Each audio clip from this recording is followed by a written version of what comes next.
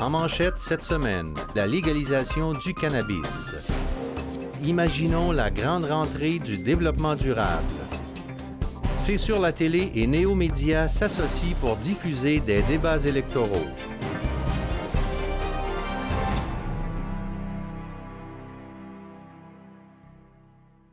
Bienvenue à votre hebdo régional, la toute première émission de la saison. Bonjour Linda. Bonjour Bertin. Tu as passé un bel été? Très bel été. Et toi? Oui, très bel été. Festival. Festival, culture. Oui. Peu de oui. soleil, mais quand même. Oh, écoute, on s'en plaint pas, c'est l'été. Oui, c'est ça. Il y a aussi du nouveau sur les ondes de C'est sur la télé pour la prochaine saison. Oui, effectivement, il y a plusieurs émissions, dont Les Jeunes Explorateurs, 5 jeunes qui ont passé l'été avec leurs caméras dans la région de Vaudreuil-Soulanges. Alors, c'est à suivre. Oui, à suivre, que vous pourrez voir tout de suite là, dès septembre prochain. Débutons tout de suite avec les actualités régionales. Linda, il y a eu une assemblée sur la future réglementation sur le cannabis. Oui, Bertin, le 22 août dernier, le député de Vaudreuil, Peter Sefsky, organisait à l'Opti-Centre de Pincourt une assemblée locale pour discuter de la légalisation et de la réglementation du cannabis au Canada. Le député de Louis Hébert et secrétaire parlementaire de la ministre de la Santé, Joël Lightbound, était aussi présent afin de répondre aux nombreuses questions des citoyens. Il est possible de visionner la conférence sur le site web de C'est sur la TV. Linda, le développement durable était à l'honneur dans la région. Oui, Bertin, le 6 septembre dernier avait lieu au Centre socioculturel de Très-Saint-Rédempteur l'événement « Imaginons la grande rentrée du développement durable ». Cet événement, organisé par le Comité 21, soulignait, entre autres, la rentrée au travail des gens de Vaudreuil-Soulanges dans la voie de la durabilité. Une occasion de présenter des progrès des villes et des entreprises de la région sur leurs pratiques d'affaires et leurs engagements pour le développement durable. Et C'est sur la télé s'associe pour des débats électoraux. Effectivement, C'est sur la télé et Néo-Média annonce qu'ils s'associent dans le cadre de l'émission Tête à tête pour présenter des débats de candidats qui briguent pour des postes de maire et mairesse dans la MRC de Vaudreuil-Soulanges. D'ailleurs, je serai le modérateur de ces joutes amicales qui seront diffusées les 16, 23 et 30 octobre prochains. Nous invitons d'ailleurs les citoyens à nous faire parvenir vos questions qui seront directement posées aux candidats lors des débats. On parle élection, Bertin. Alors, plusieurs candidats se manifestent, notamment dans les Coteaux. Oui. En poste depuis maintenant 4 ans, la mairesse Denise Godin-Dosti annonce son intention de solliciter un second mandat. Elle déclare vouloir s'engager à garder le cap sur la saine gestion financière et maintenir son approche d'ouverture avec les citoyens. Et Pincourt aussi? Oui, à Pincourt aussi. Alors, 2 candidats sollicitent un nouveau mandat, dont le conseiller indépendant Alexandre Wolford au poste du district numéro 1. Lauréat d'un prix Jeune Leader de Vaudreuil-Soulanges en 2015, celui-ci estime être mieux outillé plus que jamais pour aborder les projets qui concernent les citoyens. Puis, Denise Bergeron aimerait être élue dans le district numéro 2. Elle désire continuer à bonifier la qualité de vie et la sécurité des résidents et des enfants. Et on a des nouvelles de Pointe-des-Cascades. Oui, Linda. Olivier Doyle, conseiller municipal au siège numéro 1, annonce qu'il se portera à nouveau candidat à ce poste. Celui-ci déclare notamment vouloir poursuivre le potentiel en matière récréo-touristique et poursuivre sa contribution au développement de la vie citoyenne. Et un nouveau candidat à Coteau-du-Lac aussi. Oui, Gilles Daou a présenté officiellement sa candidature au poste de conseiller au district numéro 6. Reconnu pour sa connaissance des enjeux des secteurs agricole, commercial et urbain, celui-ci désire apporter un vent de fraîcheur avec l'intention de soutenir l'accessibilité au conseil municipal aux citoyens. La ville de Vaudreuil-Dorion reçoit une aide financière importante pour la route Harwood. Oui, effectivement. Classée comme l'une des pires routes de la Montérégie, le maire Guy Pilon a accueilli avec enthousiasme l'annonce du gouvernement du Québec d'une aide financière de 2 millions de dollars pour la réfection de la route Harwood dans le cadre du programme réhabilitation du réseau routier local du ministère des Transports. Ces travaux, qui ont débuté à la mi-septembre, seront d'une durée de 16 semaines. Le projet est estimé à plus de 4 millions. La ville de Vaudreuil-Dorion assumera l'autre 50 du montant total. Et un été réussi pour les jeunes de la coop de l'île. Le 14 août dernier se déroulait à Pincourt la fête de fermeture de la coopérative jeunesse de service de l'île Perrot. Ce projet a permis à une quinzaine de jeunes entre 12 et 17 ans de créer leurs emplois d'été en effectuant différents contrats de travail. Ils ont eu l'occasion de développer des habiletés dans différents domaines, de s'initier à la gestion d'une entreprise coopérative et de développer leur estime de soi. Les citoyens de Vaudreuil-Soulanges sont invités à signaler les cas de malpropreté extrême, Bertin. Oui, oui, Linda. Le comité intersectoriel en insalubrité morbide de Vaudreuil-Soulanges invite la population à signaler toute situation en composant le 311 ou en contactant leur municipalité. Ce signalement peut être anonyme. Rappelons que, selon la Direction de la santé publique de la Montérégie, on parle d'insalubrité morbide lorsqu'une personne réside dans un logement présentant des caractéristiques comme la saleté extrême, l'encombrement d'objets, la présence de déchets nauséabonds ou encore un nombre important d'animaux. Ces situations peuvent entraîner des risques d'incendie ainsi que des risques pour la santé. Linda, la Semaine de la fierté a été soulignée dans la région. Oui, effectivement. Peter Shefke a invité la population le 18 août dernier devant son bureau au lever du drapeau de la fierté pour célébrer la communauté LGBTQ2+, de Vaudreuil-Soulanges.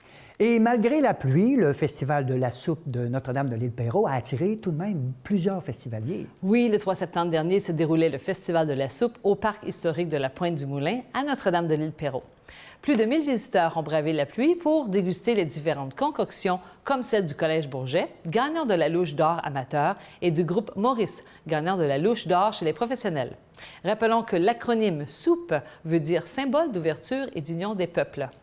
D'ailleurs, l'organisme Ventard a participé également au Festival de la soupe. Oui, effectivement. Pour se démarquer, ceux-ci offraient de goûter à un potage zéro déchet, cuisiné avec des retailles végétales habituellement non utilisées ou sur le point d'être jetées par les épiceries. Une occasion pour l'organisme de faire la promotion de la projection du film documentaire Théâtre de la vie de Peter Svatek, portant sur la réutilisation des pertes alimentaires durant l'Expo 2015. La conférencière Florence Léa Siri de Chic Frigo, sans fric, était présente pour répondre aux questions des spectateurs. Linda, le club de lecture TD a été très populaire cet été. Oui, Bertin, la ville de Vaudreuil-Dorion dresse un bilan très positif. Encore cette année, avec près de 8000 livres ont été empruntés par les 455 jeunes inscrits. Du côté de Saint-Lazare, plus de 305 participants ont relevé le défi avec brio en remplissant leur journal de bord. Et le Festival des couleurs de Rigaud dévoilait dernièrement sa programmation pour le 20e anniversaire. Oui, pour cette 20e édition qui se déroulera les 7, 8 et 9 octobre prochains, le comité a élu le maire de Rigaud, Hans Grunwald, comme président d'honneur. Encore une fois cette année, le festival propose une édition des plus festives au milieu de festivaliers qui parcourront les deux sites, soit le parc Chartier de l'Aude-Binière et le Mont-Rigaud.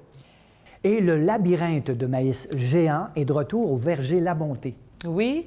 Encore une fois, le verger innove en proposant dans une ambiance d'Indiana Jones la quête des secrets perdus, une activité unique à expérimenter qui allie plaisir et défi, et ce jusqu'à la fin octobre. Et l'heure du conte est de retour à la Bibliothèque municipale de Vaudreuil-Dorion. La Bibliothèque municipale de Vaudreuil-Dorion offre cette activité pour les jeunes abonnés de 3 à 5 ans, tous les vendredis en matinée jusqu'au 8 décembre. Les parents sont invités à passer à la bibliothèque pour inscrire leurs enfants. Une tournée des ateliers d'artistes s'est déroulée dans la région. Oui, pour une 14e année consécutive, des artistes de Hudson, Rigaud, Saint-Lazare et Vaudreuil-Dorion ont ouvert la porte de leurs ateliers afin de partager leurs passions et leurs inspirations les 15, 16 et 17 septembre dernier. Bertin, il y a une nouvelle équipe de hockey junior 3A dans la région. Oui, c'est le jeudi 7 septembre que les membres de la direction du Révolution de Saint-Lazare présentaient les couleurs de la nouvelle équipe de hockey, anciennement les Mustangs de Vaudreuil-Dorion. Le Révolution a élu domicile à Saint-Lazare en mai dernier, au plus grand bonheur du maire Robert Grimaudeau. L'entraîneur-chef Éric Labrosse a profité de l'occasion pour présenter le programme de l'équipe. Les objectifs pour nous, c'est, vu qu'on est un nouveau programme qui va être un petit peu plus axé sur le côté académique, c'est surtout d'envoyer beaucoup de joueurs, ou le plus possible, devrais-je dire, au réseau universitaire américain et canadien. Alors pour nous, c'est ça en gros notre but. Évidemment, comme vous avez dit, c'est d'accumuler le plus de victoires possible et d'essayer d'aller gagner un championnat, mais c'est aussi de placer des joueurs au réseau universitaire qui est une priorité pour nous en ce moment. Soulignons le 150e anniversaire du Canada avec des moments historiques qui ont façonné notre magnifique région. À titre de députée de Salaberry-sur-Roi, je suis heureuse de contribuer au rayonnement de notre télévision régionale, c'est sûr, la télé. Je suis donc fière de participer à la réalisation du segment Patrimoine historique présenté à chaque semaine durant votre hebdo régional Vaudreuil-Soulanges. Bon Canada 150! Dans notre chronique historique, Bertin, nous parlerons de la bataille de la Châteauguay. Oui, Linda, cette bataille fait de plus en plus figure de mythe dans l'histoire canadienne. À cette époque, les Américains, alors alliés de la France des suites de la guerre d'indépendance, se lancent dans l'invasion des colonies britanniques en Amérique du Nord.